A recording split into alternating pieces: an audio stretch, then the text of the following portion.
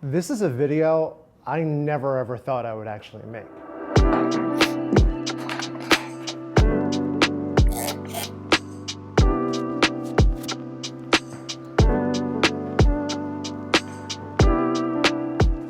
Hey, what's going on? I'm Ryan J. Leone. Thanks for checking out another video. We are here in my beautiful studio, Orchid House Studios, and I wanted to talk today about 1 year as a full-time freelance photographer.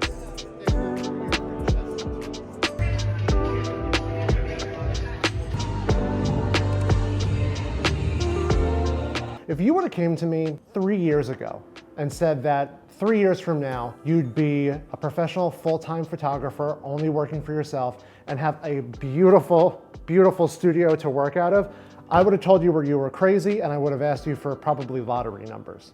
It's been a full year of me being a full-time photographer. And I wanted to make this video to talk about my first year, some of the struggles I had, and what I'm looking forward to for next year. So I'm gonna break this down into 4 parts. How I got there, how the first year was, some of the struggles I had, and what to look forward to in 2025. So let's start with how did I get here? I'm gonna just really go quick on this, but basically my mom gave me my first camera when I was about 16 years old. She saw something in me. And from there on out, I would just always take photos.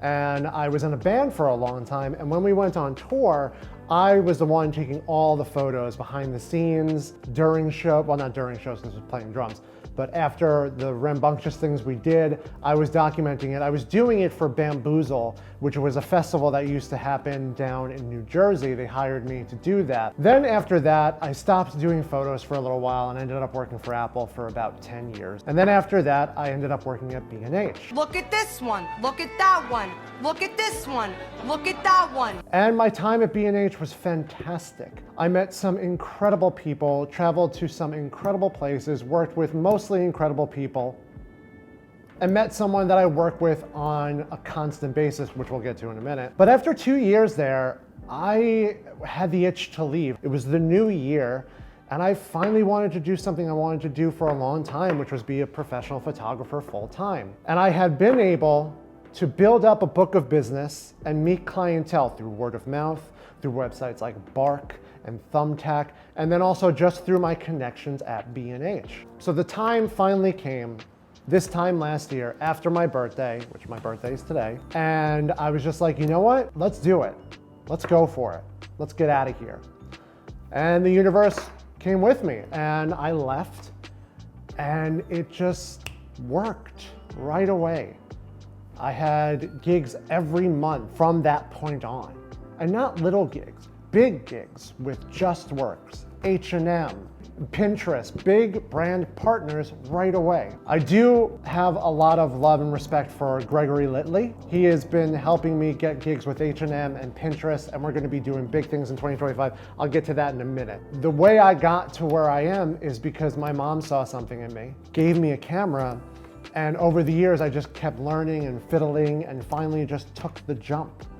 So thanks to my mom. If she was here still, I would give her a big hug and thank her. But she's the reason I'm here. So that's how I got here. Now let's move into last year. So let's talk about some of the highlights from this past year. I did a lot. I traveled a lot. I traveled to New Orleans. I traveled to London and Amsterdam. These were a vacation, but still I took photos while I was there because, come on. But let's talk about some of the big milestones that happened this year. One being the first couple of ones I'll talk about, which brings me back to Gregory Litley, H&M. I did, I think, 3 to 4 gigs for H&M with Gregory. They were based around Gregory's ideas of pop-ups and also for his zine, Q. And basically what I did was I was the photographer as Greg was the creative director. He brought these spaces to life. He brought the people in, and we did ones for holiday stuff. We just did one in Nolita for the holidays, and we did ones throughout last spring and summer, and they were a hit. H&M loved them, and I see us doing more of them in the new year. Another person I really have to thank is Sam Pop. I actually did a video with Sam Pop, you can actually check it out up here, where I talked about my mobile headshot solution, which she loved, and I actually let her use for one of her gigs. But Sam Pop is a professional photographer based out of New York City.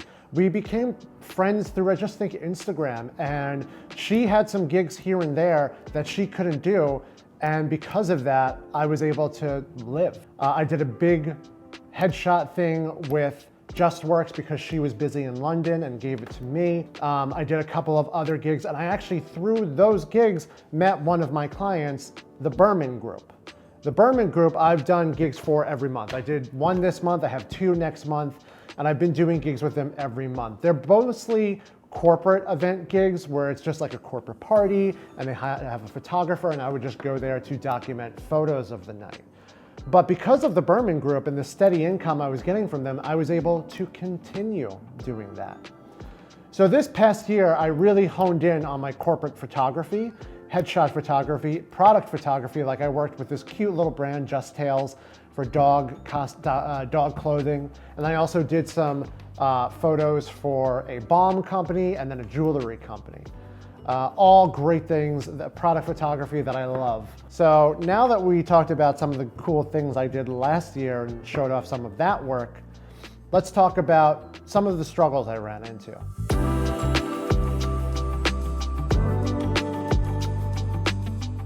I'll only go over just a couple. You know, I don't want to mention names on this stuff, but I had to chase some people for money. Not like, you know, call up my uncle Louis and, you know, stuff like that.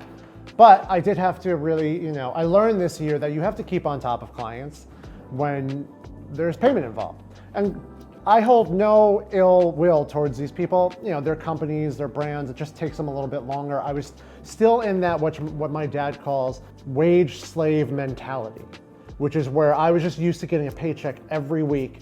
And now I get paid in chunks for gigs. And I wasn't used to that yet, so I got a little nervous, got a little stressed out because of that. But in the end, I just politely chased after them, and I always got paid, and they always paid me. We still work together, and it's great. But that was one thing I had to learn. I had to learn to go from that wage, every week paycheck mentality to getting paid in chunks for gigs.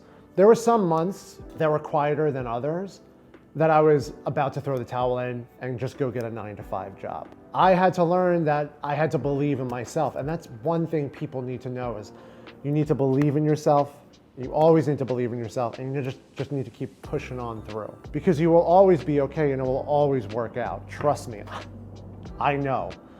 So you just need to keep believing in yourself and just keep putting yourself out there. There were times I was just lazy and sat on the phone and looked on TikTok for like hours, but then I was like, all right, let's go out and let's get some gigs. Let's hit up Bark.com, let's hit up Thumbtack, let's call my contacts. You have to be proactive too. You can't just wait for the stuff to come to you. You have to go find it as well.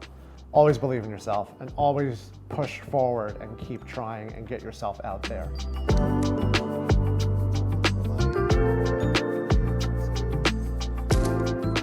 So what am I looking forward to in 2025? What's the next year look like for me? Well, I mean, I already have gigs lined up for January. December's finished. I just finished my last gig last week. There's ones lined up for January. I'm already starting to look into February and March. One big thing I'm very excited about, and one thing I want to do more of this year is I'm DPing, director of photography, cinematography, on a feature film in September. I am going to be the one that runs all of the cameras, works closely with the director on a storyboard, and brings those images to life, and is the main camera person for this gig. It's shooting in upstate New York. It's a horror, it's a vampire horror. I'll have much more to talk about in the next year about it, but that's my first big feature film that I'm very excited about. I'm hoping to do more DPing this year with friends on smaller gigs and smaller shorts to hopefully do that more as a career. I'm going to be doing more corporate events, but I also want to focus a lot of time this year on film fashion photography.